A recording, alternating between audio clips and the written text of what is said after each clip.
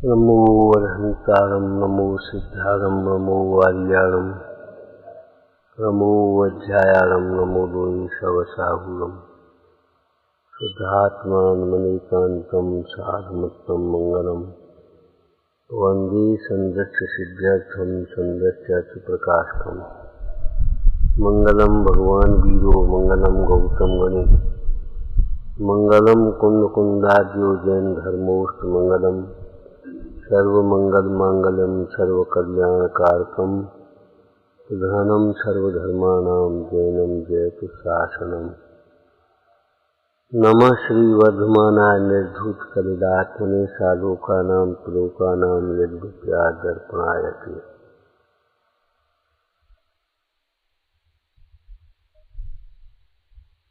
कितना वैसा शब्द समझते लोक में, अकिंचन, इसके पास कुछ नहीं हो। किसी के पास अगर विवाह संबंध आदि कहीं करना हो, अरे उसके पास न घर का मकान है, न दुकान है, न कोई आजीविका, अरे कुछ नहीं है उसके पास, कुछ नहीं है, कैसा मानते? लेकिन यहाँ कहे उत्तम आकिंचन धर्म, अकिंचन अकिंचन का भाव, उत्तम आकिंचन धर्म, कुछ नहीं है और एक जिन्हें कुछ चाह नहीं है। दोनों में कितना अंतर है? कुछ नहीं है और फिर भी दरिद्र नहीं है। क्यों? अरे जिसके पास कुछ नहीं है वो बड़ा दरिद्र होगा कि नहीं? कुछ नहीं है और कुछ चाह भी नहीं है। ये अज्ञानी प्राणी पाप के उदय में कुछ नहीं हो लेकिन चाह तो भरपूर।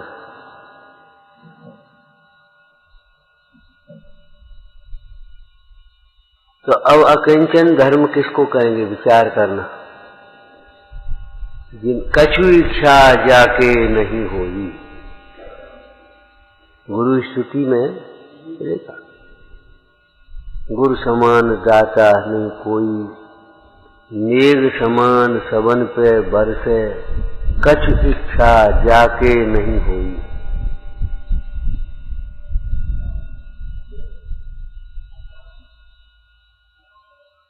तारन तरन जहाज सुगुर है, सब कुटुंब मिल डूबे तो ही ताते निर्मल मन में, ज्ञानत निर्मल मन में राखो गुरुपद पंकज दोई।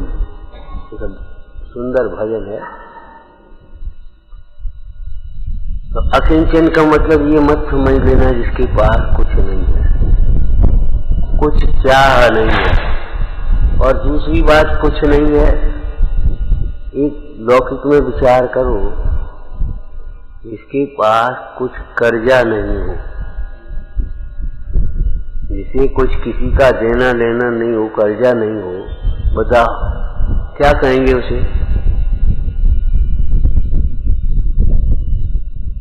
जिसे कोई बीमारी नहीं हो उसे क्या कहेंगे? वो भाग्यवान है कि बिना भाग्य वाला? बोलो। अभागा नहीं, भाग्यवान है वो। कोई बीमारी नहीं, कोई किसी का एक पाई नहीं देना हमको। अरे तो पर की चाह नहीं है, पर से कुछ लेना नहीं है, पर को कुछ देना नहीं है, पर से कुछ संबंध नहीं है, ये तो है वस्तु का स्वरूप। लेकिन ऐसा अंदर में अनुभवन हुआ है, ये है आकिंचन धर्म। देखो,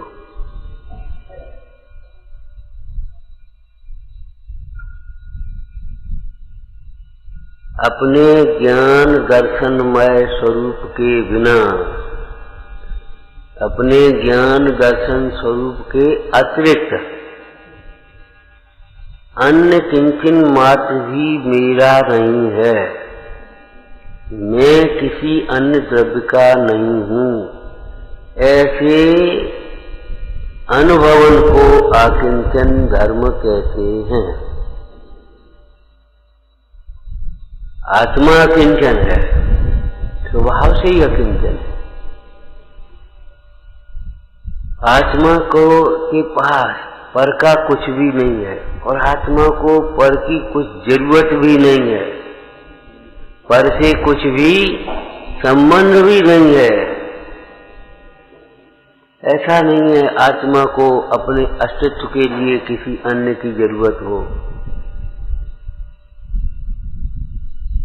द्रव्य संग्रह में जीवत्व अधिकार लिखा, जीव के 9 अधिकारों में जीवत्व अधिकार।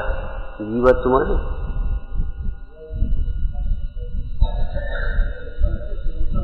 जीना, जीना, जीता है।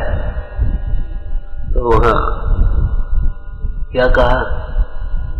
जीव अपने प्राणों से जीता है। 10 प्राण जो दिखे, इंद्रिय बल आयु श्वासोच्छ्वास, ये व्यवहार नय का कथन है। और अपने चैतन्य प्राणों से जीता है ये परमात्मा। जीव मन जीवतीत जीव, जीता है, बस जन्मता है और फिर मरता है, ऐसा नहीं है। जीता है अनादिकाल से और अनंत काल तक। तो कैसे जीता है? इन 10 प्राणों का तो संयोग होता है और वियोग होता है। इन प्राणों के संयोग को जन्म कहते हैं, प्राणों के वियोग को मरण कहते हैं। अब जीव के जीता है कि चैतन्य प्राणों से सदाकाल जीता है। इन प्राणों से तो जन्म मरण का व्यवहार होता है कि प्राणों का संयोग सो जन्म और प्राणों का वियोग सो मरण। देखा जाए ये प्राण पौद्गलिक हैं। जीव के प्राण कहे जाने पर भी आगम और अध्यात्म में यही तो अंतर है। आगम में जीव के 14 जीव समास हैं, 14 मार्गणा हैं, 14 गुणस्थान हैं। जीव के ये 5 शरीर हैं, संगनन है, संघात है, ये सब है। और समय साथ में कहा वर्णार्थ गुणस्थान पर्यंत भाव जीव के नहीं।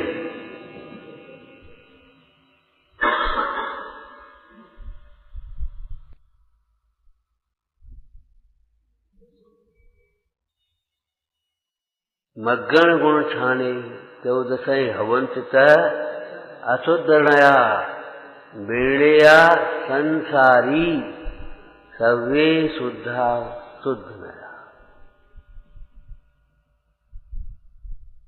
ये क्या 14 प्रकार की मार्गणाएं, 14 प्रकार के गुणस्थान, ये अशुद्ध नय से संसारी जीवों में पाए जाते हैं। मुक्त जीवों में तो है ही नहीं, लेकिन संसारी जीवों में भी अशुद्ध नय से कहे जाते हैं। अशुद्ध नय से देखे, शुद्ध नय से देखा तो सवे शुद्धा शुद्ध। अकिंचन धर्म समझना। आगम में या व्यवहार नय से जिन्हें जीव के कहे गए हैं, इस अकिंचन धर्म में क्या कह रहे हैं? ये जीव के जो कहे गए मार्गणा गुणस्थान आदि के भाव है, वर्णादि गुणस्थान पर्यंत 29 भाव जीव के कहे गए जिन्हें आगम में, ये जीव के नहीं है। जीव के नहीं।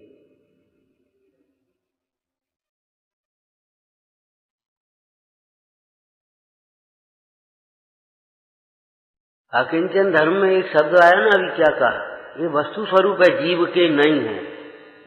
मतलब सिद्ध भगवान के नहीं है, ये मत सोचो।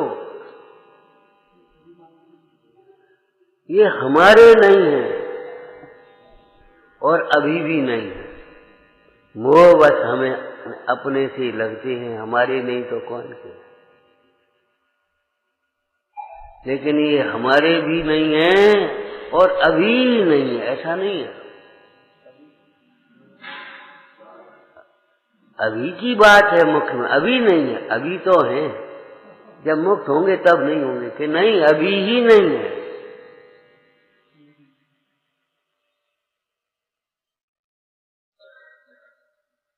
ये है वस्तु का स्वरूप। और ऐसा अनुभवन होना ये आकिंचन है।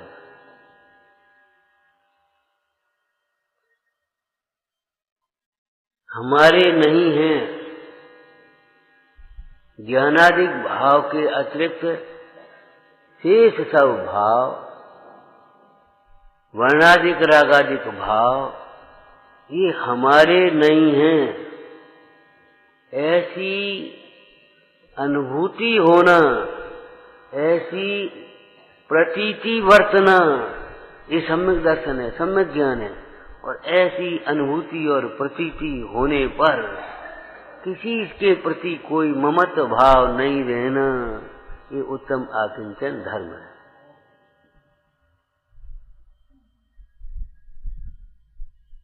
आपने 10 लक्षण विधान में पंडित टेकचंद जी का विधान देखा होगा।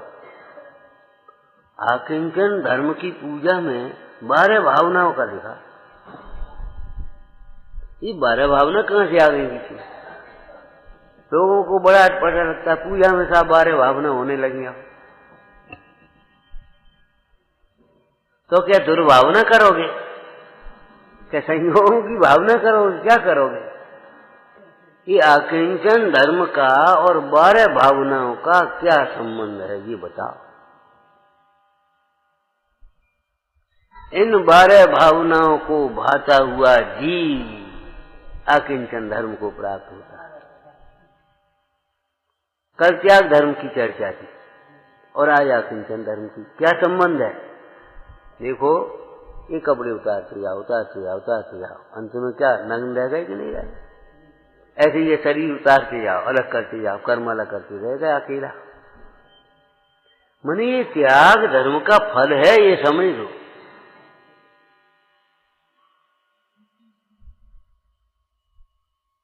अकेले में कोई दुख नहीं है, अकेले में कोई विकार नहीं है। प्रवचन सार जी में बहुत सुंदर चर्चा आई। जैसे एक अकेला पुद्गल कहीं बंध को प्राप्त होता है, ऐसे ही एकत्व की भावना भाने वाला जीव भी बंध को प्राप्त होगा।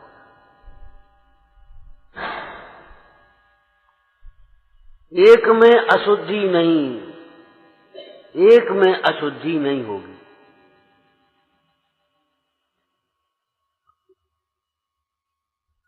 तो एकत्व की दृष्टि जिसको हुई है उसको अशुद्ध भाव कहां से होंगे? एकत्व की अनुभूति में अशुद्ध भाव कहां से आएंगे? एकत्व की भावना भाता हुआ एक में रम गया, लीन हो गया, मग्न हो गया। अब जो बताओ, रागादिक भाव कहां से उत्पन्न होंगे? क्यों? ये 2 दिन पहले कही थी। क्यों? कि वो एक ऐसा रूखा सूखा नहीं है, सूना नहीं है। वो जो एक आत्मा है वह आनंदमय है, अनंत शक्ति संपन्न है, ज्ञानमय है, प्रभुतामय है। ये अज्ञानी को भले विस्मय हो, अकेला। जब मोक्ष की चर्चा है, अज्ञानी कितने गिना देता है। अरे मोक्ष में क्या है? कुछ घूमना नहीं, फिरना नहीं, खाना नहीं, बोलना नहीं, बतलाना नहीं। एक जने तो क्या बोले, अब क्या कहें हम, घंटे से लटके रहो। इनको पता ही नहीं है, पता ही नहीं है बेचारों को मुक्ति के। सब बैठे हैं। पंडित टेकचंद जी ने कहा सुदर्श तरंगिणी में, इस विश्व में 6 द्रव्य ऐसे हैं जैसे कोई गुफा में 6 मुंडाज ध्यान मग्न बैठे हो। किसी को किसी से कोई मतलब नहीं, कोई किसी से।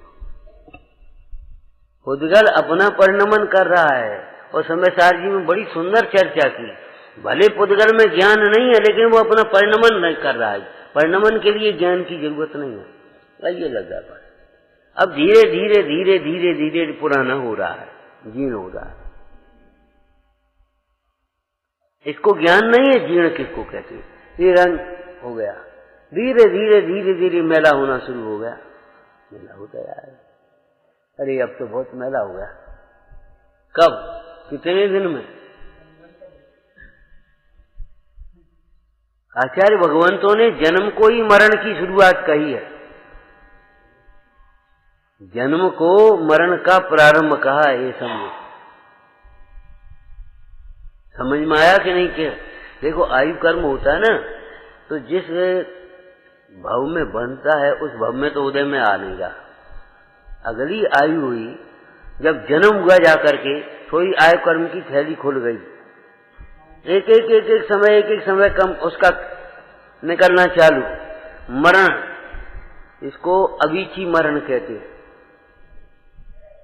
और शरीर आदि से ये 10 प्राण छूट जाना, ये तद्भव मरण कहलाता है। भाव बदल गया। जोई दिन कटे सोई आयु में अवश्य घटे, बूंद बूंद बीते जैसे अंजुली को जल है। आपको लगता है 20 वर्ष के हो गए, सच बात ये 20 वर्ष घट गए इस आयु में। 30 वर्ष के हो गए कि 30 वर्ष घट गए, 40 वर्ष के हो गए 40 वर्ष घट गए, 50 वर्ष हो गए 50 वर्ष घट गए। बाकी अब कहाँ रही ताए तू विचार सही। क्या रह गया तुम्हारा, ये बताओ? कितनी सी आयु तुम्हारी मुट्ठी में है। भूतकाल की जो परिणति चली चली आ रही तो घटता चला जा रहा जीवन। और आप आनंद से बड़े हो गए, लड़का बड़ा हो गया, हम बड़े हो गए। अरे बड़े हो गए कि घट गए?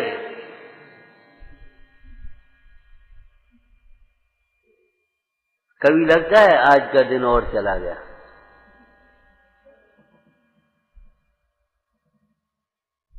आराधना पर नजर हो तब लगे ये बात। बिना आराधना किए हुए आज का दिन और चला गया, आज का दिन और चला गया। एक एक दिन करके ही तो ये पूरी हो रही है, एक एक क्षण करके पूरा हो रहा दिन। ऐसा थोड़ी है कि एकदम पूरा हो जाता हो। एक एक दिन करके, एक एक क्षण करके, एक एक समय करके। हाथों में त्रिकाली है तो एक एक समय है कि नहीं? वो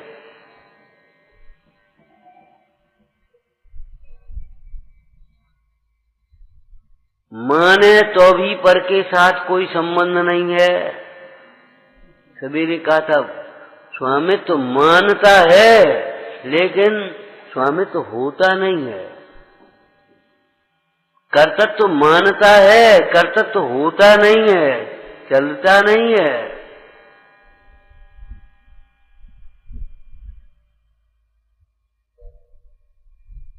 ये वस्तु का स्वरूप है। अज्ञानी के लिए अलग है और ज्ञानी के लिए अलग है, ऐसा नहीं समझना।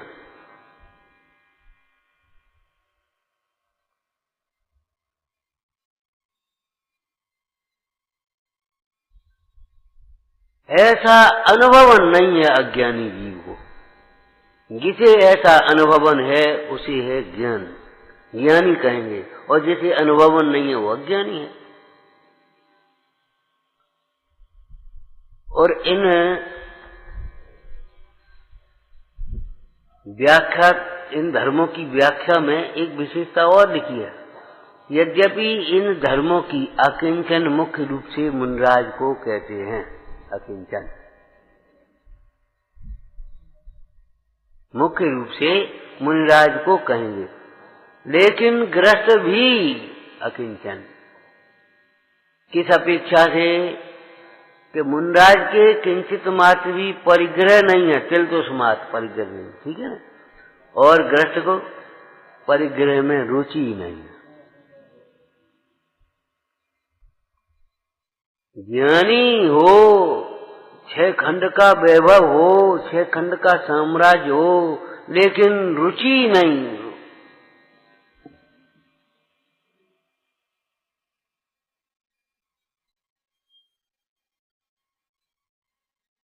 रुचि वाले जीव को ये लगता है ये बढ़ता जाए बढ़ता जाए बढ़ता जाए, और रुचि नहीं है ये कब छूटे कब छूटे कब छूटे। आगम में दृष्टांत दिया, जैसे कोई रोगी कड़वी औषधि का सेवन कर रहा है, आपको लगता तो ये है मांग करके ले रहा है, वो मांग करके,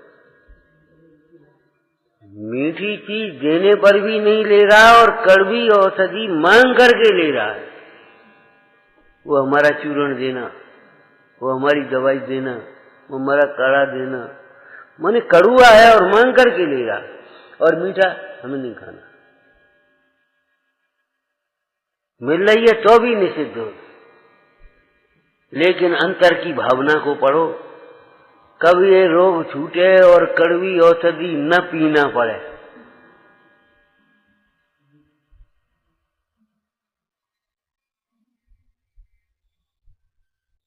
गर्भ संग्रह टीका में सम्यक दृष्टि का 14 गुण स्थानों में चर्चा करते हुए, विवेचन करते हुए क्या कहा? कोतवाल से पकड़े गए चोर की भांत, कोतवाल से पकड़े गए चोर की भांत वह उस जेल को लीपता है। पहले लीपने की पद्धति थी ना, गोबर से लीपता है, झाड़ता है, बुहारता है, साफ करता है, काम करता है। तो वहां क्या लिखा? अपनी निंदा करता गरहा करता हुआ, हाय हाय देखो क्या विराटना था, अपनी निंदा गरहा करता हुआ वह बाहर में प्रवृत्तता सा दिखाई देता है। जैसे वो बाहर में काम करता हुआ दिखाई दे रहा है ना, जेल में रहता हुआ, उसकी रुचि कितनी है? रुचि कितनी है उस कार्य में? कुछ नहीं।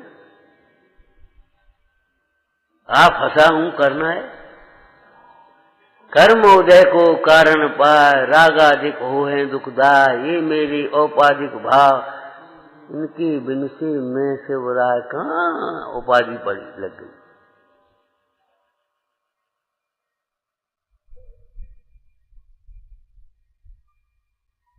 धर्म में समझ में आया क्या शब्द मुख्य है? ऐसे अनुभवन को धर्म कहते हैं। क्यों? बोलो। ऐसा अनुभवन क्या? पर द्रव्य में मेरापना नहीं। ऐसा अनुभवन क्या कि मैं ज्ञान दर्शन मात्र हूँ। ऐसा अनुभवन दुख से छुड़ाने वाला है और आनंद को प्राप्त कराने वाला है, सुख को प्राप्त कराने वाला। और धर्म से ही कहते हैं जो धरत, जो संसार सुखों से छुड़ाकर उत्तम सुख में परिग्रह की चाह।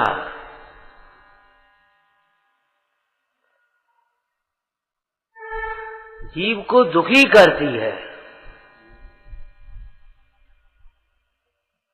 परिग्रह की चाह जीव को दुखी करती, चाह मात्र दुखी करती है।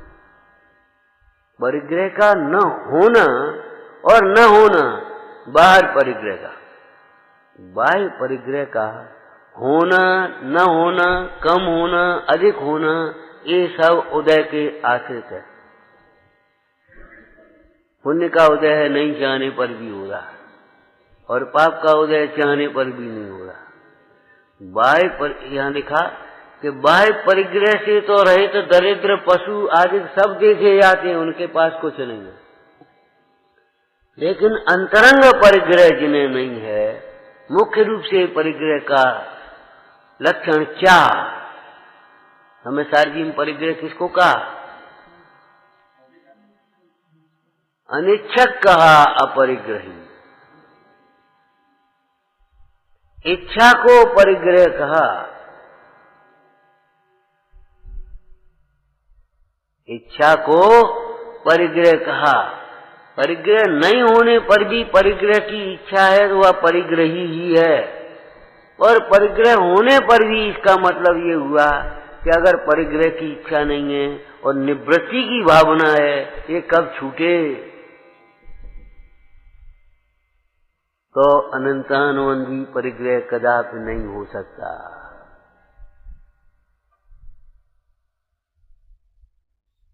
मुनराज के परिग्रह भी नहीं है, परिग्रह की चाह भी नहीं है, परिग्रह की रुचि नहीं है, सब कुछ भी नहीं है। ज्ञानी के, श्रावक के अभी परिग्रह दिखाई दे रहा है। 6 खंड का वैभव चक्रवर्ती होंगे, परिग्रह है, बाह्य परिग्रह के नहीं। और परिग्रह की चाह भी है, उसमें उस प्रकार का राग भी है, लेकिन परिग्रह की रुचि नहीं है, रुचि नहीं। सबसे पहले रुचि टूटती है और फिर चाह टूटती है और फिर परिग्रह टूटता है। कोई बात, बस आनंद ही आनंद है। और रुचि अंतर की बनी हुई है, चाह अंदर में है और बाहर में नहीं होगा तो दुखी और होगा तो दुखी। होगा तो काय के लिए दुखी है? कहीं चला न जाए, कहीं चला न जाए, कहीं छूट न जाए, कहीं कोई छीन न ले। परिग्रह के साथ ही भय को लिखा है।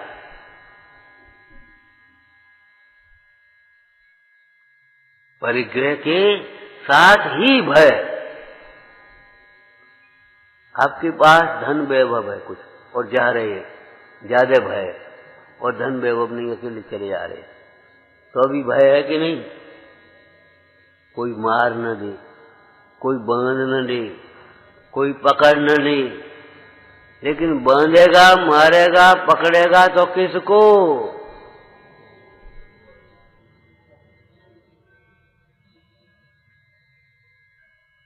किसको पकड़ेगा, मारेगा, मारेगा? मुनीश्वर को ये भय नहीं है, ये विकल्प नहीं है। क्यों? कि किसको? मैं अमूर्तिक प्रदेशों का पुंज, ज्ञानादि गुणों का धारी, मुझे कैसे बांधेगा? कोई आकाश को बांध के बताए, आकाश को मार करके बताए, आकाश को कोई छेदन करके बताए? तो जब अमूर्तिक आकाश का छेदन, भेदन, मारण, तारण नहीं होता तो मेरा कैसे हो सकता? मैं भी तो अमूर्तिक हूं ना।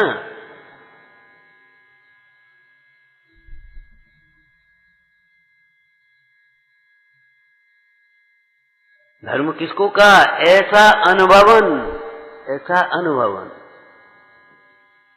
होना और नहीं होना ये अलग बात है, उसकी चाह होना और चाह नहीं होना ये संबंध देखो।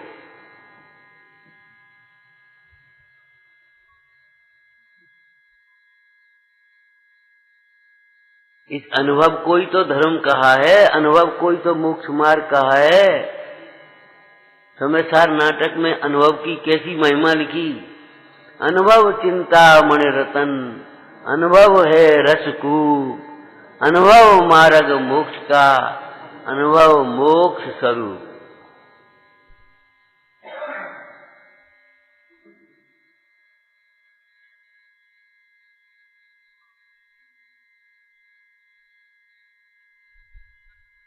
पिछली बार एक दृष्टांत दिया था, शायद याद हो। राजा ने उस सेवक के लिए मनोविज्ञान जानता था। भाई हम तुम्हारी सेवा से प्रसन्न हैं, अब तुम असमर्थता प्रकट कर रहे हो कि अब सेवा नहीं बनती, बुढ़ापा आ गया, तो ठीक है, हम तुम्हें निवृत्ति दे रहे हैं और इनाम दे रहे हैं। जवाहरात का कोठा खुला है पूरा, 3 घंटे में जितना भी ले जा पाओ ले जाओ, कोई रोक टोक नहीं, कितना ले, इतना कितना कितना ले जाओ, जितना ले जाओ। 3 घंटे वह क्यों कुछ भी नहीं ले जा सका, उलट पुलट करके देखता रहा और विकल्पों में उलझा रहा, कुछ भी नहीं ले जा सका और रोता रोता पहुंचा, महाराज अरे भाई क्या करें हम, बोलो। अब जवाहरात का कोठा तो बंद है, सोने चांदी का कोठा खुलवा देते तुम्हारे लिए, जाओ सोने चांदी। मैंने बचपन खेल कूद में चला गया, कुछ भी नहीं। विचार करो, खाली गाओ मत, समझो भी भाई। छोटे छोटे मुनिवर, छोटे छोटे छोटे काहे गए, शरीर छोटा है, उस अपेक्षा से आप छोटा कहो। विचार करो, बचपन में ज्ञानाभ्यास करते हुए 8 वर्ष की उम्र में दीक्षा लेकर के अपना विचार, बचपन कहाँ खो, जवाहरात जैसा समय है। जो जीव बचपन में ज्ञानाभ्यास नहीं करते वे ही युवावस्था में विषयों में उलझते हैं, और जो जीव विषयों में उलझते हैं वे ही विषयों में आसक्त रहते हुए अपनी शक्ति को क्षीण करते हुए, पुण्य को क्षीण करते हुए अर्ध मृतक सम दुख भोगते हैं बुढ़ापे में। ये कारण कार्य है इनमें। बचपन का समय कितना हीरा जैसा समय है, जवाहरात जैसा समय, ज्ञानाभ्यास करने का समय है। अरे ये खेलने खाने के दिन है, खेलने खाने के दिन है, ये बात ठीक है, लेकिन लौकिक में भी खेलना किसको कहते हैं आपको मालूम होना चाहिए। खेल में, और पहले भी कहा था, खेल में और ऊधम में अंतर होता है। ये बच्चा बड़ा ऊधम कर रहे बच्चे और खेल रहे, कितना अंतर है। खेलने में अनुशासन है, खेलने में एक उत्साह है, खेलने में हर्ष है। और उनसे कह दो भैया ये देखो ये रखे सामने, ये सब उठा उठा करके भीतर तो रख दो, तो बोझा। और उनसे कहो यहाँ तुम खेला करो, साफ तो कर लो। हाँ तो बस अब यार लो, तो इनको साफ सर कहाँ रख दे, वो खेल हो गया ना उनके लिए। अरे खेलने के दिन हैं, लेकिन ध्यान रखना गंदे खेल खेलने के दिन नहीं है, जुआ खेलने के दिन नहीं है। खेलने के तो हैं, खेलो मने कब करते हैं। हमारे यहाँ भी ज्ञानियों को क्या लिखा, खेल करें से मार्ग में, खेलो खेलो। कैसे खेलो, खेल करें से मार्ग में।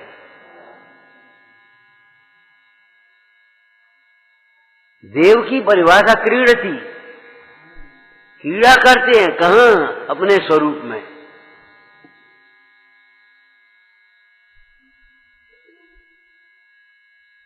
विलास शब्द का प्रयोग किया, चिद विलास। विलास माने एक आनंदमय क्रीड़ा। विकार अलग चीज है और विलास अलग चीज है। खेलने के दिन तो हैं, लेकिन कैसा खेल खेलो, खेल खेल में पढ़ते भी जाओ, कुछ समझते भी जाओ भाई।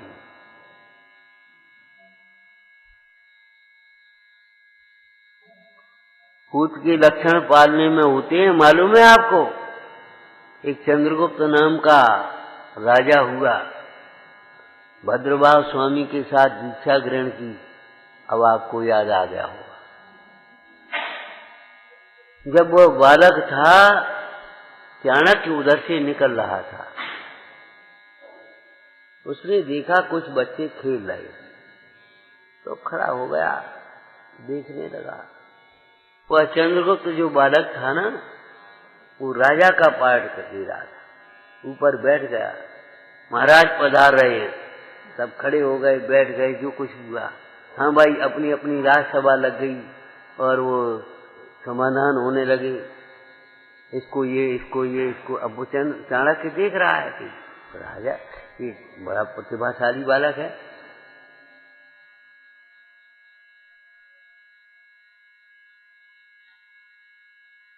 चाणक्य भी पहुंच गया, महाराज चंद्रगुप्त की जय हो, हम विप्र हैं, दूध पीने के लिए हमको गाय मिल जाए। वे गाय चर रही हैं, ले लो जो पसंद हो। महाराज वो गाय वाला रोकेगा, किसकी हिम्मत है महाराज चंद्रगुप्त की आज्ञा भंग कर।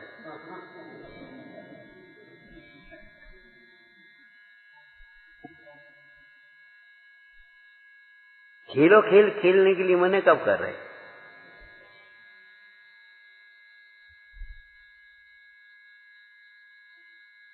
क्यों भाई? 1 2 3 4 जैन धर्म की जय जयकार, खेलो खेल मना कब कर रहे? मतलब खेल खेल में मन के परिणाम विकृत न हो, खेल ऐसा खेलो जो तुम्हारे स्वास्थ्य और संयम के लिए, संस्कृति के लिए बढ़ाने वाला हो। पहले की शिक्षा में आज की शिक्षा में थोड़ा सा अंतर है। शिक्षा क्या, जीवन पद्धति समझ लो। पहले शरीर को मजबूत करते थे, अब दिमाग को मजबूत करने की बात खाली रह गई। शरीर जैसे कोई दिमाग अलग से चीज हो और उसको मजबूत कर दो। पढ़ते पढ़ते चश्मा लग गए। पहले अगर किसी को चश्मा होता तो आश्चर्य मानते थे, भैया वो चश्मा लगा उसके। वो अब 4 वर्ष के 4 नंबर, बच्चा भी 4 वर्ष का है और नंबर भी 4 है। ये विकृत खेलों का फल है। माने इनको बच्चों को खेल भी खेलना है तो उसी में बाई में खेलेंगे जो कुछ का। दिमागी खेल खेलो, ये नहीं है जाकर के वहां खेलोगे जाकर।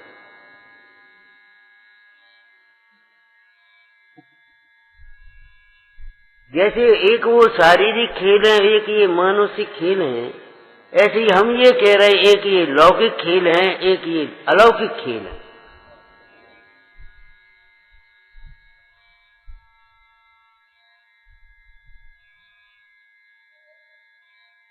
गंदी जगह में खेलना है, गंदे लोगों के साथ खेलना है, क्या करना बताओ? कि स्वच्छ जगह में खेलना है और अच्छे लोगों के साथ खेलना है। विचार करो, ये लौकिक बात है, ये दृष्टांत है। इसी प्रकार विचार करो, शरीर के साथ खिलवाड़ कर रहे हो। आज आप खेल नहीं खिलवाड़ कर रहे, सही बात। अपने साथ, अपने बच्चों के साथ खिलवाड़ कर रहे। खिलवाड़ का क्या मतलब है? थोड़ा सा वैसा शब्द हो गया, खेल खेल में बिगड़ जाए।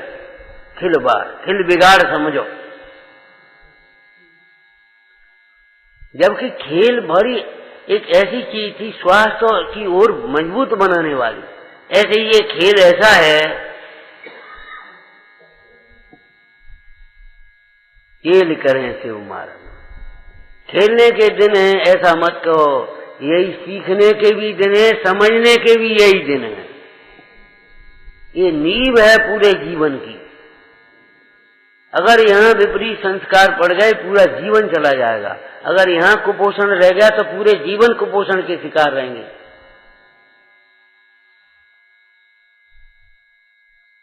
प्रारंभ के समय की बात हम बताएं,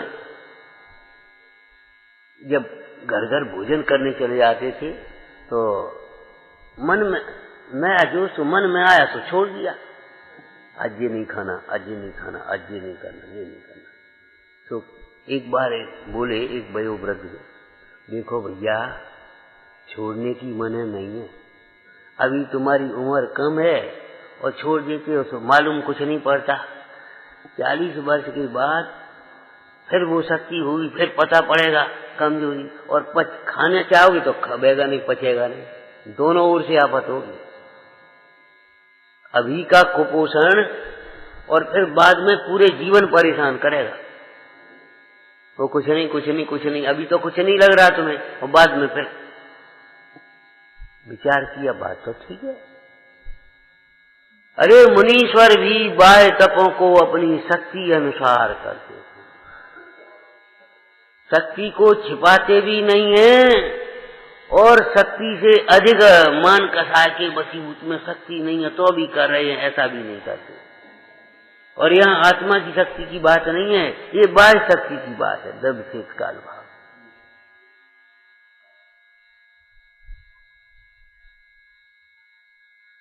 बचपन में अगर ज्ञानाभ्यास नहीं हुआ, देह और आत्मा का भेद ज्ञान नहीं हुआ और भोगों में सुख की कल्पना रही, तो ज्यों-ज्यों बढ़ेंगे फिर क्या होगा? बेई वासनाएं बढ़ती चली जाएंगी, बेई विकृतियां बढ़ती चली जाएंगी। रच पच गए, फिर बुढ़ापा जल्दी आ गया, कहाँ आ गया, कैसा आ गया, अर्धमृतक बूढ़ो।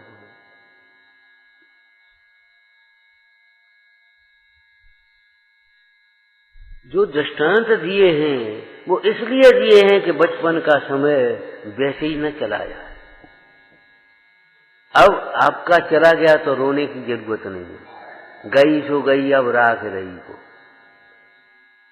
लेकिन ध्यान रखना, बचपन ज्ञानाभ्यास के लिए है। अगर कुछ सीखना है तो बच्चा बनना पड़ेगा, बालक बन। अगर आपने अपने को हम बड़े हो गए और अब हम पढ़ेंगे, बाल बोध पढ़ेंगे, अब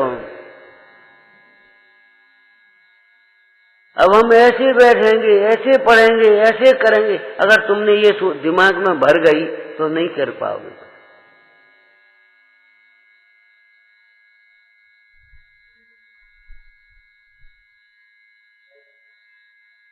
दूसरा समय सोने चांदी का है, कोठा खोला और कुछ भी नहीं ले जा पाया, एक परमाणु मात्र, कुछ नहीं, उलझ गया। ऐसे ही आप विचार करो, बचपन चला गया, क्या मिला? अगर वेद ज्ञान किया होता तो कैसा आनंद होता। कभी बुजुर्ग लोग याद कर लेते हैं, क्या बताएं, वो मकान बेच दिया उस समय, सस्ती में चला गया 5,000 में। आज होता तो वो 5 करोड़ का था मकान, होता तो आज को पैसा होता, तो आज को पिताजी बने होते, तो आज को फलाना होता। तो ये कभी विचार नहीं किया, अगर हमने वेद ज्ञान किया होता तो ये लालसाएं नहीं परेशान करनी। अगर वेद ज्ञान किया होता यहाँ आते ही नहीं, और यहाँ आकर के भी अगर वेद ज्ञान या अध्यात्म विद्या सीख ली होती, वेद ज्ञान कर लिया होता तो उलझते नहीं। उलझ भी गए होते तो वेद ज्ञान क्या बताया था, वेद ज्ञान 6 खंड की वैभव में से ऐसे निकाल देता, ऐसे चल देता। वो आप सोचते हो कि अरे अब कैसे निकलें, क्या करें, मजबूरी। ये मोह की मजबूरियां हैं। मोह की मजबूरियां माने मोह के कारण हमें लगती है हम मजबूर हैं, हम पराधीन हैं।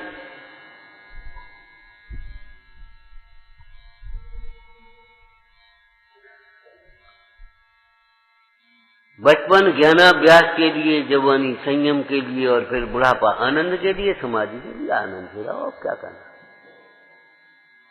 ये एक तरह का आप सर्वेक्षण कर लेना कितने ही बुढ़ापे पर, माने वृद्ध लोगों पर चाहे सर्वेक्षण कर लेना, चाहे अपने बुढ़ापे का विचार करके, अपना ज्ञान के लिए ये तो चाहिए नहीं, विचार करके आप निर्णय कर लेना।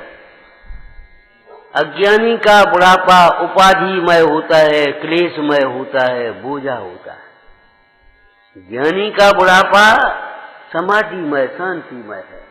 क्यों? शरीर की शक्ति घटी है, उससे ज्यादा उसकी इच्छाएं घट गई, कोई तकलीफ ही नहीं। निगाह कमजोर हो गई तो अब कुछ देखने की ज्यादा अभिलाषा भी नहीं है कि मेला देखो, कि ठेला देखो, कि सिनेमा देखो, कि टीवी देखो, कि ये देखो, कि वो देखो। अब इच्छा भी नहीं है, घट गई तो ठीक है, कोई दिक्कत नहीं, अपने स्वाध्याय लायक है, काम हो गया काम। तकलीफ तो ये है कि वो शरीर की शक्ति तो घटी है, लेकिन अंदर की इच्छाएं नहीं घटी।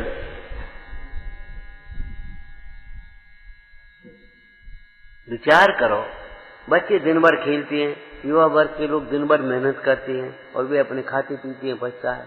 और आप और हम अगर उस तरह से खाने पीने की सोचें तो क्या होगा? अरे गवर्नमेंट भी पेंशन आदि कर देती है, आदि से कुछ ज्यादा कम होगा, वो कुछ नहीं कह रहे, हम कह रहे आदि कर देती कि नहीं।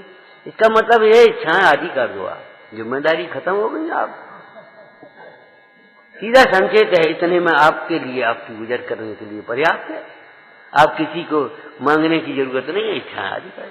लेकिन पेंशन आदि हो गई, इच्छाएं आदि नहीं हुई तो परेशानी है। अब क्या करें, इतने में तो कुछ नहीं होता।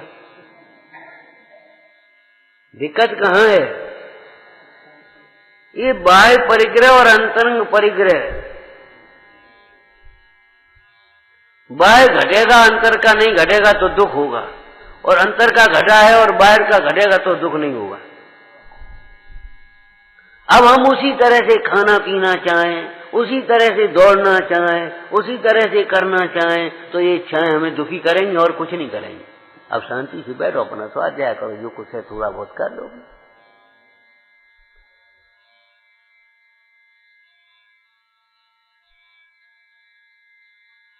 अज्ञानी का बुढ़ापा उपाधिमय क्लेशमय क्यों है? अब जिम्मेदारी खत्म हो गई और अंदर की जिम्मेदारी छोड़ी नहीं, कर्तृत्व का भार। अब हमें कोई पूछता नहीं। एक वयोवृद्ध व्यक्ति इसलिए दुखी हैं, दुकान पर बैठे, और इसलिए दुखी हैं जो आता है सो लड़के कोई पूछता चला आता है, हमें कोई पूछता नहीं। अरे भाई, अब उस दुकान उसकी है, वो फलाना कहाँ है? अरे हम तो हैं। अरे नहीं, अब उनको ये दुख है तो बताओ, सब जो आता है लड़के को पूछता आता, हमको कोई नहीं पूछता। ये नहीं जानते कि आप जब इस लड़के की उम्र पर थे तो आपको पूछते थे, सब पिताजी की इच्छा होती, तब आपको कुछ नहीं लगता था। अरे सब लड़के को पूछते हैं और भाग्यशाली हो आप, लड़का आपको पूछता है।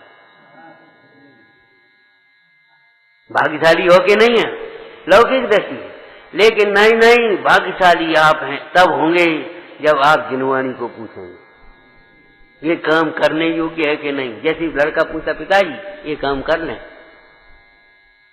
देखो बेटा समझ लो इसमें ये होगा, ऐसा होगा, नहीं करो तो ठीक है, और फिर तुम समझ लो, नहीं हम नहीं करेंगे। तो ऐसे ही जो आपके अंदर में इच्छा उत्पन्न होती है, जिनवानी से पूछो। भाग्यशाली तब है, भाग्यशाली वे नहीं है जिनके चरणों में दुनिया के माथे नवे हैं। भाग्यशाली वे हैं जिनका माथा जिन देव को नमा है, देव सास गुरु के चरणों में नमा है। जिन्हें सब पूछते हैं वे भाग्यशाली नहीं, भाग्यशाली वे हैं जो जिनवाणी को पूछ रहे हैं। खाएं कि नहीं खाएं, जिनवाणी से पूछो भक्त है कि अभक्त है। पहले नंबर, आज कौन सा दिन है, पर्व है कि नहीं है, आज क्या बात है, दिन है कि रात है, कौन सा समय है, कैसा समय, जिनवाणी से पूछो, जिनवाणी बताएगी आपको। तो नहीं, ठीक है। जिनवाणी में जो कार्य निषिद्ध लिखे हैं वे निषिद्ध हैं। जिनवाणी में जो मानना नहीं है, मैंने जिनवाणी ने वस्तु के स्वरूप बताया, उसके विपरीत कुछ भी मानोगे तो क्या होगा बताओ। तो आकिंचन धर्म का मतलब इनके परिग्रह नहीं है। यद्यपि परिग्रह के ही दो भेद हो गए, अंतरंग परिग्रह, बहिरंग परिग्रह, और आगम में मूर्छा को ही परिग्रह का मुख्य लक्षण कहा है, इच्छाओं को परिग्रह कहा है। और बाह्य परिग्रह, धन धान्य आदि, ये परिग्रह नहीं है, इसे उपचार से परिग्रह कहा। बहिरंग परिग्रह माने बाहर से दिखाई दे। अब बाहर से तो क्या कहें, कभी कभी भ्रांति भी हो जाती है ठूंठ और आदमी दिखाई दे रहा है। कुछ नहीं, पेड़ अपने बिल्कुल व्यवस्थित खड़े हैं और भागते हुए दिखाई दे रहे। होता है कि नहीं? आप देखो रेल की पटरियां नदी के किनारे ऐसी मिलती हुई दिखाई देगी, चौड़ाई कम होती चली जाएगी, कम होती कभी नहीं, मिलते कहाँ है, लेकिन दिखाई देती है। पहले कहा था ना, ऊपर छत पर खड़े हो जाओ आप और देखो, ऐसा लगेगा बस इतना ही, इतनी दुनिया, इसके आगे कुछ नहीं, एक तंबू जैसा है, जबकि है क्या, इस घेरे के आगे वो पेड़ तक वहीं दिखाई दे रहा है, और उसके आगे ऐसा लगता कुछ नहीं। लेकिन उस पेड़ तक पहुंचो, आगे क्या, गांव है कोई भी नहीं, और उस गांव वालों को भी यही लगता है, हमको भी यही लगता है, आगे कुछ नहीं, बस यही तो है। कितने ही लोग तो ऐसा कह देते हैं, कहाँ के स्वर्ग नरक यही है सब।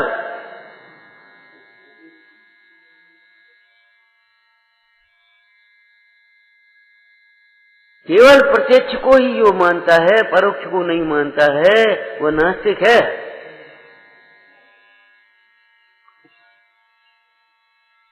यही तो सब, बस इतना ही तो है।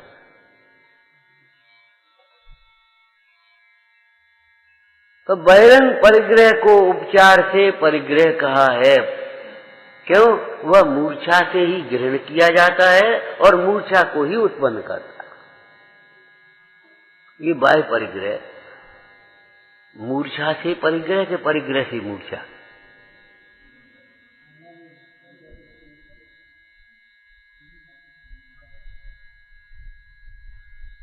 परिग्रह मूर्छा से के मूर्छा से परिग्रह के परिग्रह से मूर्छा, कि पहले मूर्छा से परिग्रह हुई और परिग्रह में मूर्छा बढ़ती है।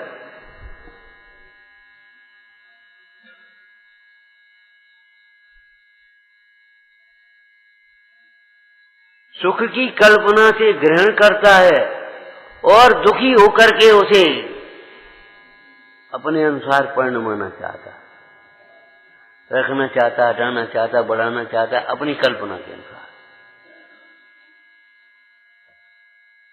परिग्रह में उलझे हुए जीव के परिणाम निरंतर चंचल रहते हैं और आपको मालूम है, चंचल दर्पण में ऐसी ऐसी करती जाओ, आप चेहरा नहीं देख सकते। आप चंचल हो, दर्पण चंचल हो, नहीं देख पाओगे।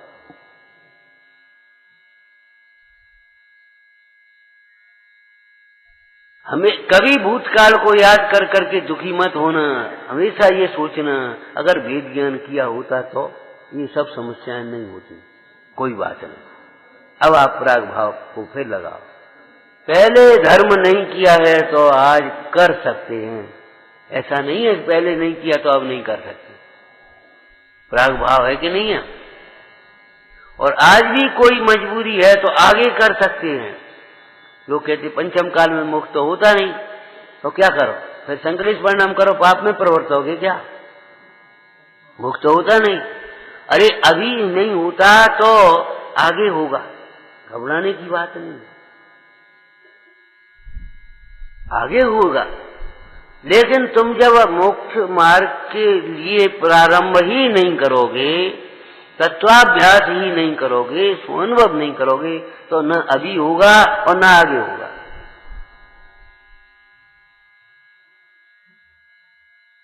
पहले नहीं किया तो अभी कर सकते हैं। अभी नहीं कर पा रहे हैं तो आगे कर सकते हैं। निराश होने की भी बात नहीं है।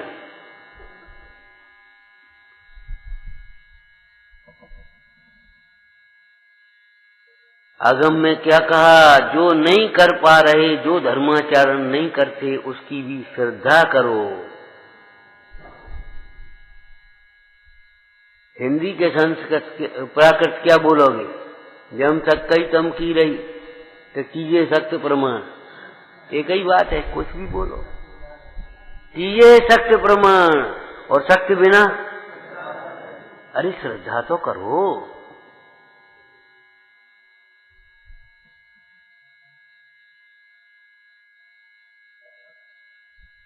ज्ञान श्रद्धावान अजर अमर पद भोग। श्रद्धावान जीव अल्प काल में वह अजर अमर पद भोगवे।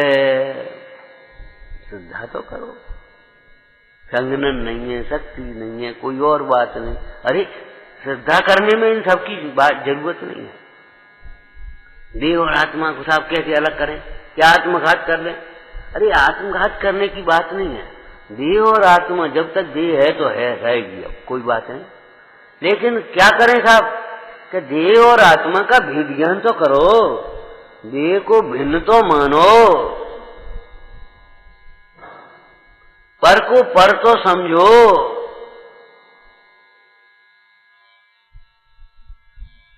अरे कोई धरोहर भी आपके पास रख जाता है, जब तक नहीं ले आता तब तक उसकी सुरक्षा व्यवस्था करते रहते हो, लेकिन अपनी तो नहीं मानते।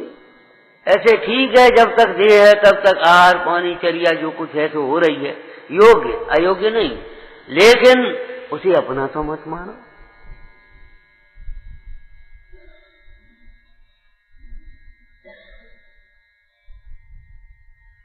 तो आकिंचन धर्म किसका नाम है?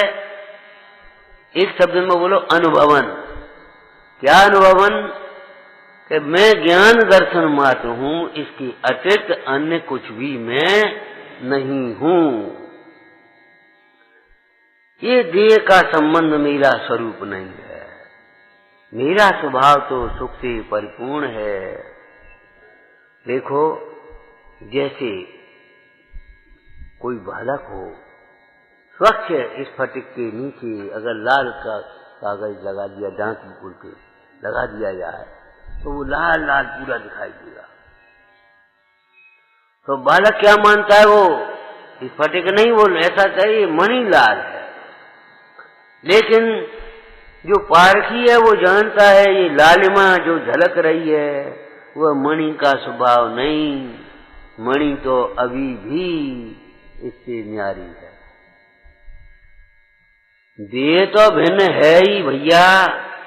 देह के लक्ष्य से होने वाला जो मोह का परिणाम है, रागादिक का परिणाम है, वह भी मेरे से भिन्न है।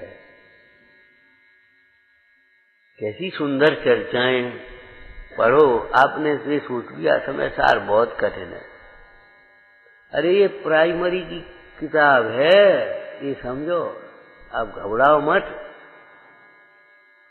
यहाँ तो ये लिखा है शास्त्र में, जीव अप्रतिबुद्ध का कैसे मिटे, प्रतिबुद्ध कैसे होता है।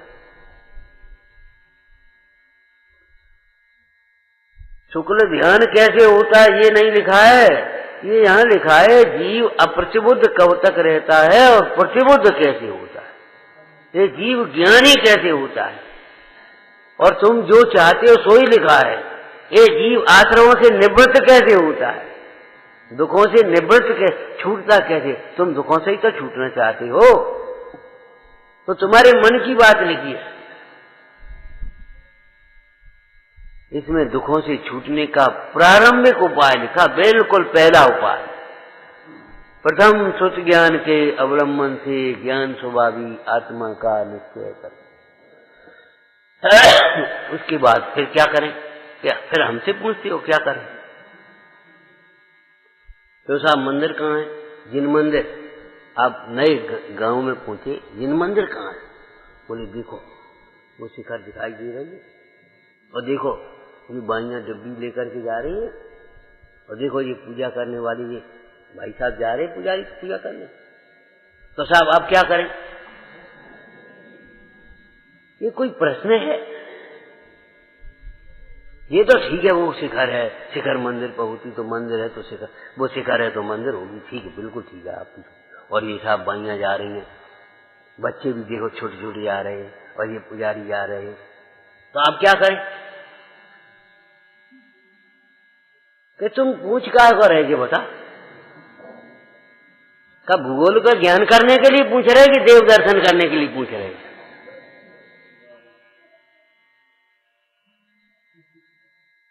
क्या अब क्या करें?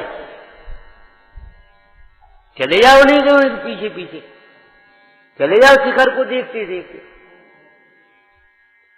अब क्या करें बताओ, क्या करें? अब सोचो। चले जाओ इन्हीं का अनुकरण करते करते, चले जाओ इस ज्ञान को देखते देखते, और कुछ करने लायक भी नहीं है।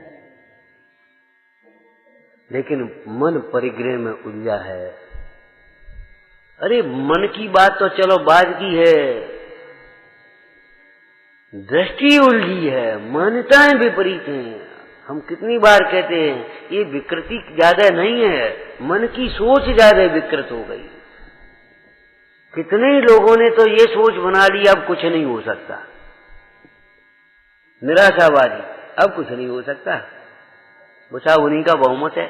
अरे उन्हीं का बहुमत है, ये कोई सोच है?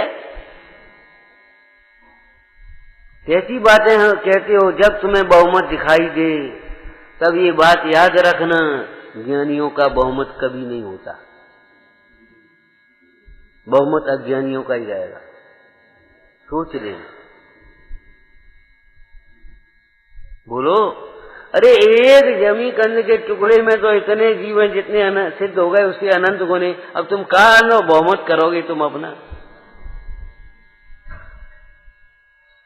बहुमत नहीं देखो, जिनमत को देखो। कुछ नहीं हो सकता ये मत सोचो।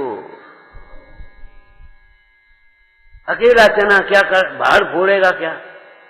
हम अकेले कर भी लें तो क्या हो जाएगा? अरे आप पाप से बच जाओगे, आप सुखी हो जाओगे, आपको आत्म संतोष मिलेगा, आपको मोक्ष मार्ग की पात्रता जगेगी। माने आपके हमारे अकेले से क्या हो जाएगा? अब सब तो भ्रष्टाचार है, अब अपन अकेले ईमानदारी करेंगे तो बहुत का एक आदमी से क्या हो सकता है? तो करके तो देखो क्या होता है, आपको बहुत संतोष मिलेगा, आप एक आदर्श हो जाएंगे। लौकिक दृष्टि से कुछ नहीं हो सकता। अरे कैसी बातें सोचते हो? जिनकी दृष्टि परिग्रह में उलझी है, मतलब बोलो उसे अपना मान रहे हैं, नंबर 2 उसमें सुख मान रहे हैं, नंबर 3 उससे अपनी प्रतिष्ठा और शोभा मान रहे हैं, बड़प्पन मान रहे हैं, वे इस आकिंचन धर्म को नहीं समझ सकते। आकिंचन आत्मा का धर्म है, जैसे त्याग आत्मा का धर्म है, संयम आत्मा का धर्म है, ऐसी आकिंचन भी आत्मा का धर्म है। आत्मा के आश्रय बिना प्रकट नहीं होता। अरे क्या कहें भाई, जरा सा कलाकंद खाने के लिए भी तो मुंह को कुल्ला करना पड़ता है, मुंह साफ करना पड़ता है। तो ऐसे अतीन्द्रिय आनंद का स्वाद लेने के लिए क्या करने पड़े, सोचो तो सही। चरणान योग शैली में कितनी बातें लिखी, कैसी बढ़िया बढ़िया बातें लिखी। आप पढ़ करके आए कि नहीं आए? अगर आए तो धन्यवाद, नहीं तो जाकर के पढ़ना। देखो क्या कह रहे, जिसे आकिंचन पना होता है उसे परिग्रह की वांछा नहीं रह जाती। शांति रखो। देखो परिग्रह की जरूरत पर के लिए ही है, परिग्रह की जरूरत पर के लिए ही है। पर के लिए, हाँ, पर को अपना मानने वाले के लिए है।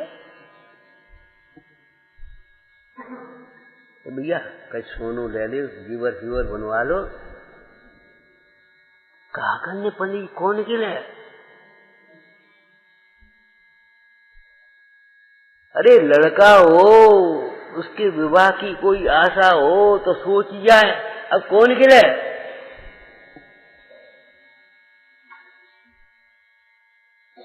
कुछ बढ़िया सूट वूट सिंबा के रखवा भी, काहे के लिए? कौन के लिए? कौन हमें बराते जाने?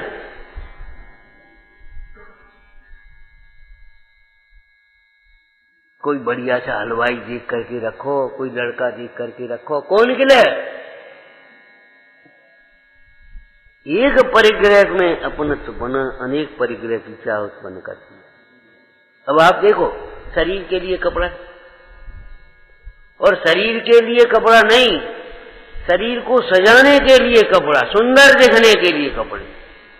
शरीर के लिए कपड़ा अगर इतने हो सील के लिए, शरीर के लिए, तो फिर अहिंसात्मक होंगे और सादा होंगे और थोड़े होंगे। ये विशेषता होगी, सादा होंगे, अहिंसात्मक होंगे और थोड़े होंगे।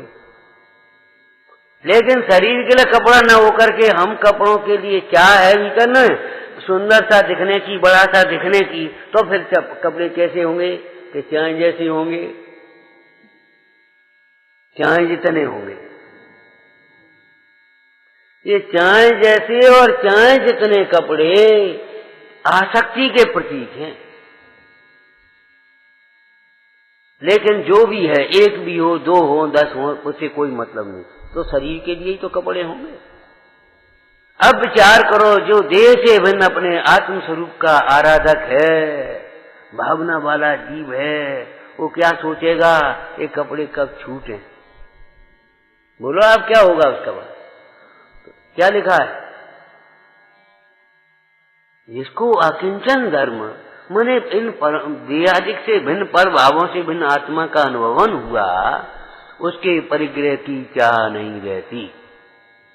अब चरणान योग के अनुसार इसका क्रम से पहले अनंतानुबंधी परिग्रह की चाह नहीं रहती, मैंने चाहे जैसा हो, चाहे नहीं हो, चाहे कुछ हो, ऐसा नहीं है।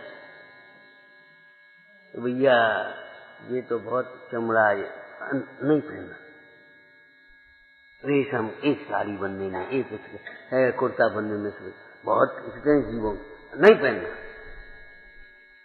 समझ में आया ना? भैया तुम भले आदमी, ये बाजिन बारी जैसे पहन, नहीं पहनना।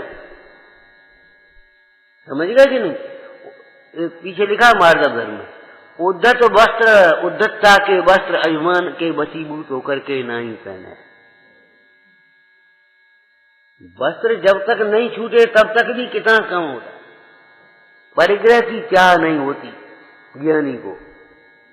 अनिच्छक का है तो चाह नहीं होती, कितनी चाह नहीं होती आप बताओ। अनंतानुबंधी संबंधी, देखो नीचे इसमें इसी में लिखा है, यद्यपि अकिंचन धर्म प्रधान रूप से साधुओं के ही होता है, तथापि एक देश धर्म का धारक ग्रस्त भी उस अकिंचन धर्म को ग्रहण करने की इच्छा हो करता है। अकिंचन होने की भावना भाता है, अकिंचन होने की भावना भाता है। आगे बोलना, अकिंचन हूं ऐसी भावना। समझ पाए कुछ? ये प्राण है अध्यात्म अपना। मूल को सींचते रहोगे सारा वृक्ष हरा भरा रहेगा। इस वेद ज्ञान का सिंचन करते रहोगे सारा तुम्हारा परिणाम निर्मल रहेगा, उज्जवल रहेगा, बढ़ता जाएगा।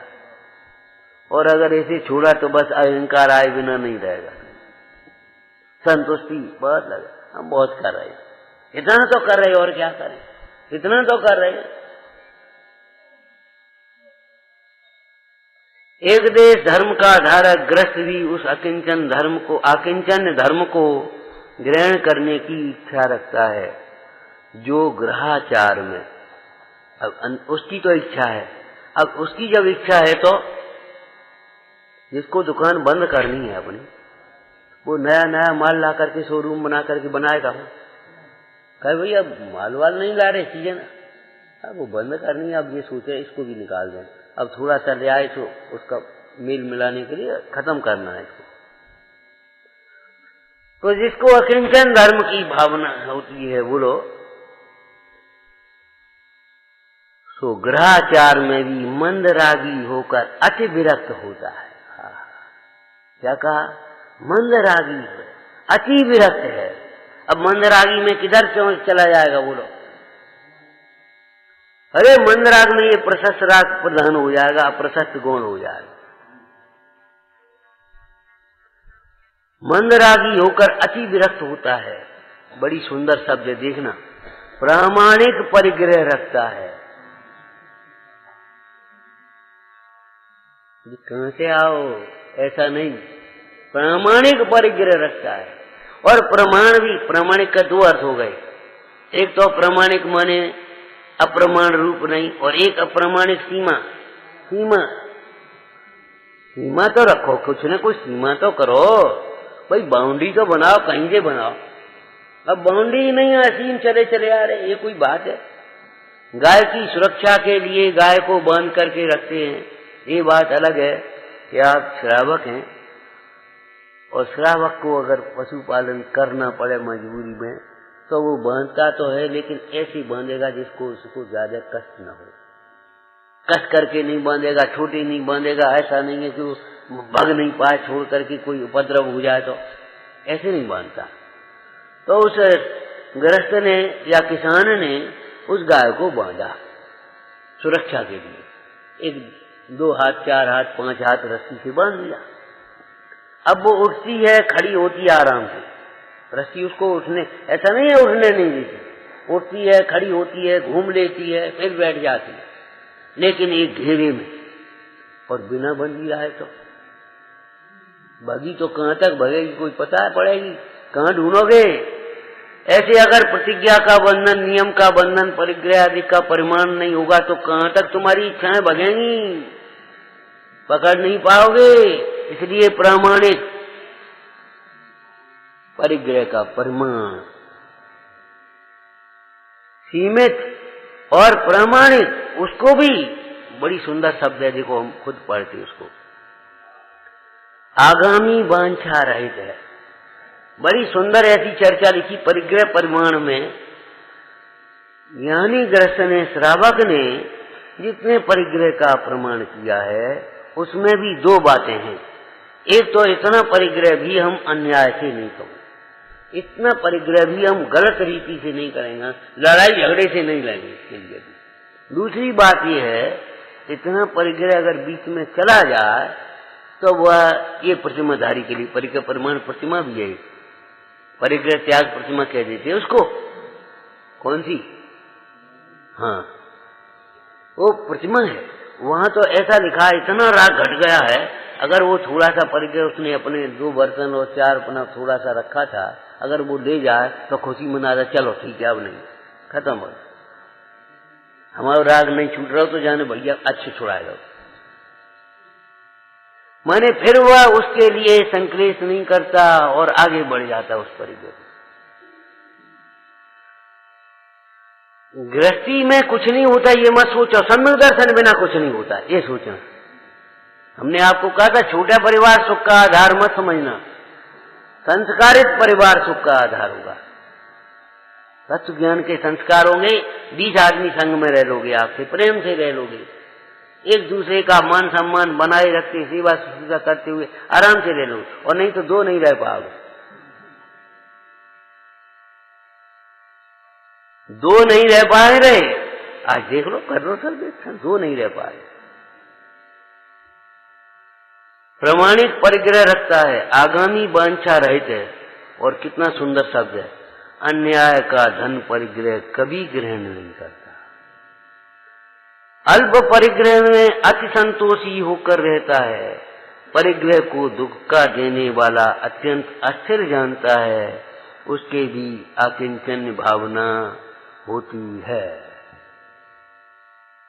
कितना सुंदर स्वाध्याय है, बाँचो भाई। कैसा श्रावक है जैसे श्रावकाचार का ज्ञान भी न हो, कैसा आत्मा है जिसे आत्मज्ञान न हो। विचार करो, ऐसे कैसे श्रावक है जिसे श्रावकाचार का ज्ञान भी न हो। अरे आचरण हो, पालना हो, वो तो धन्य भाग्य है ही, लेकिन जितना पढ़ नहीं पा रहा उसका भी ज्ञान तो होना चाहिए। घबराव नहीं, ज्ञान होगा तो उस दिशा में हमारे कदम बढ़ेंगे, और ज्ञान नहीं होगा तो फिर कोई बात ही नहीं है, उतने में संतुष्ट हो गए।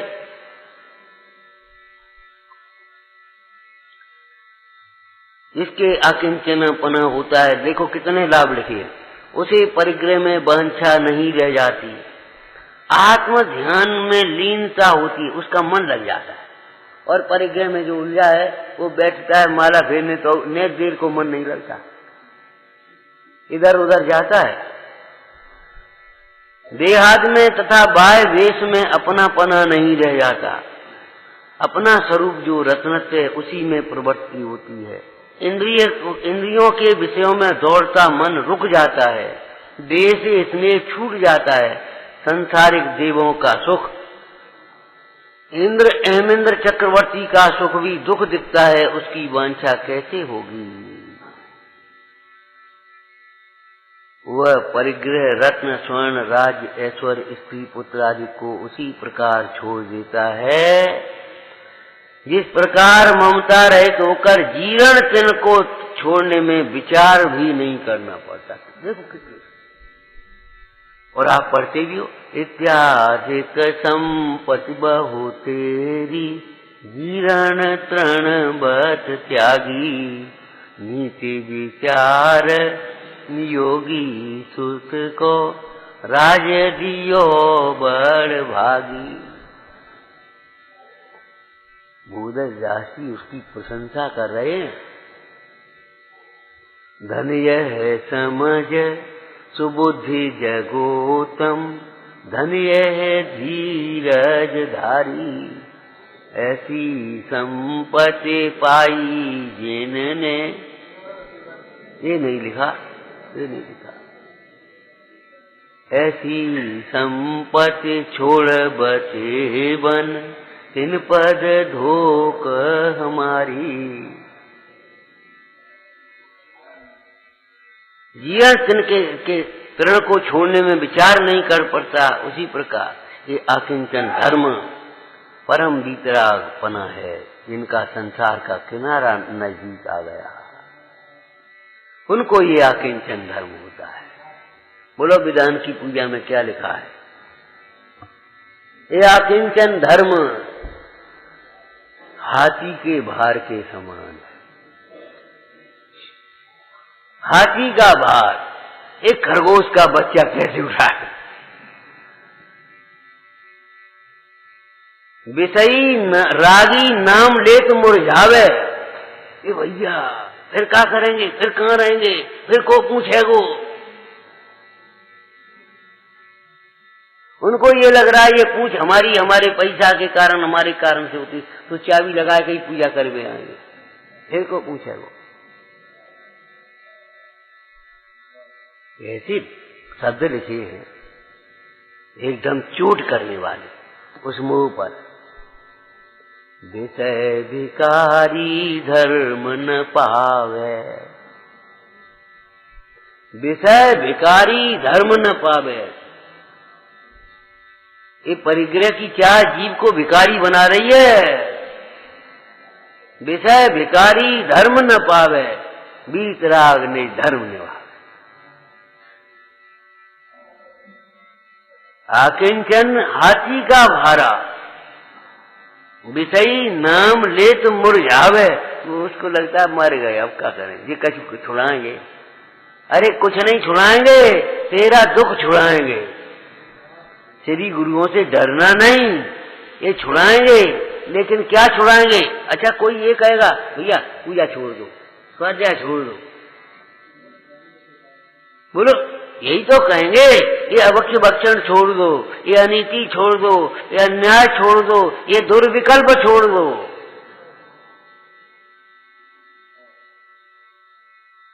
यद्यपि एकांत का निषेध है, जैन शासन अनेकांतवादी है, लेकिन फिर भी ही लगा करके प्रयोग किया है। परिग्रह चिंता दुख ही मानो।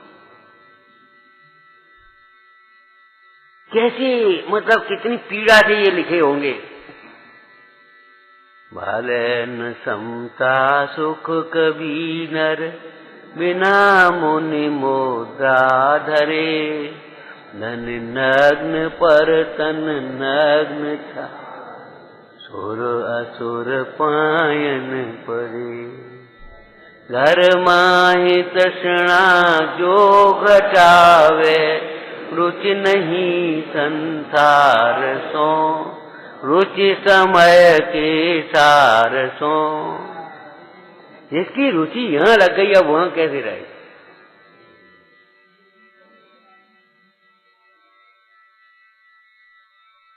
इन्हीं पंडित जी ने इसी वचन का की वो प्रशस्ति लिखते, पीछे से क्या लिखते प्रशस्ति, उसमें लिखा समय सार गुण वर्णन को कौन समझ?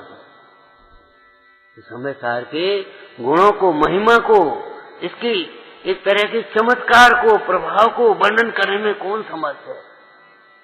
इसकी दृष्टि में शुद्धात्मा आया, जिसके अनुभवन में शुद्धात्मा आया, वो सब इसको ऐसा लगता है सब बड़ी सहज तो बातें हैं, सच्ची तो बातें हैं, यही तो करने योग्य है। जिसने अपना जिनागम नहीं देखा, जिनागम की श्रद्धा नहीं हुई, जिसने अपना शुद्धात्मा नहीं पहचाना, उसको लगता है ये क्या कह रहे, कौन सा जमाना आ गया, पैसा बिना को पूछ रहे हो। अब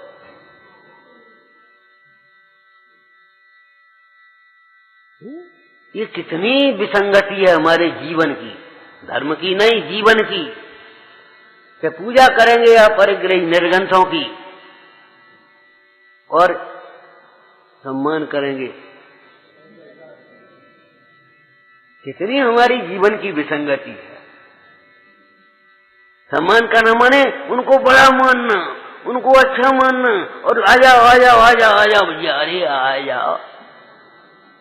हम तो सबसे कह रहे हैं आओ जिन मंदिर में आओ।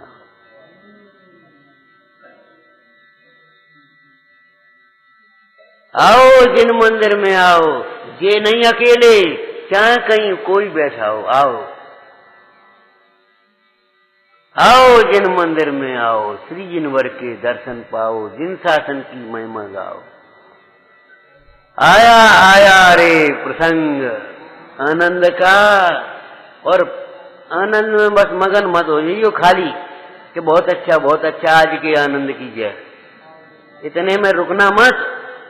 पाओ पाओ रे मार्ग निर्वाण, पाओ पाओ रे मार्ग निर्वाण। कैसे मिलेगा बोलो? शुद्धात्म का लक्ष्य बनाओ। कैसे मिलेगा ये मुक्ति का मार्ग और मुक्ति? शुद्धात्म का लक्ष्य बनाओ।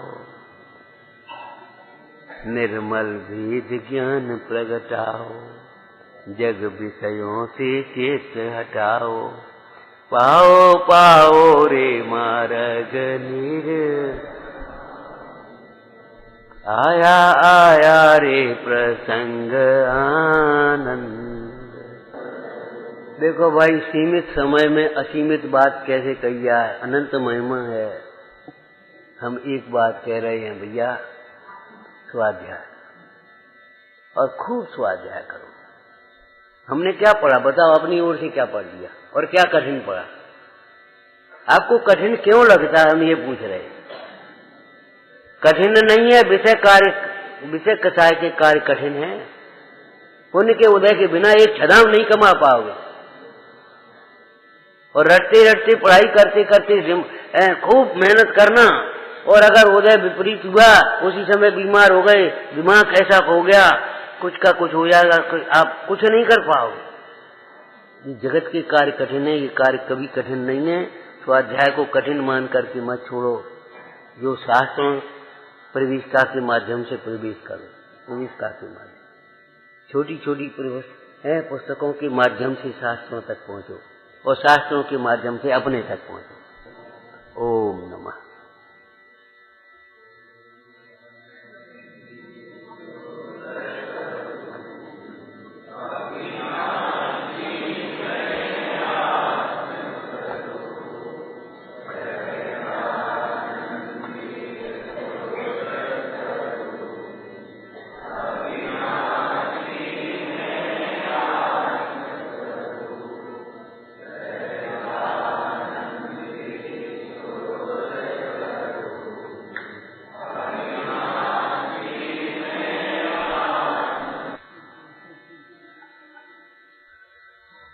निज निधि निज में बताओ, अनंत उपकार है।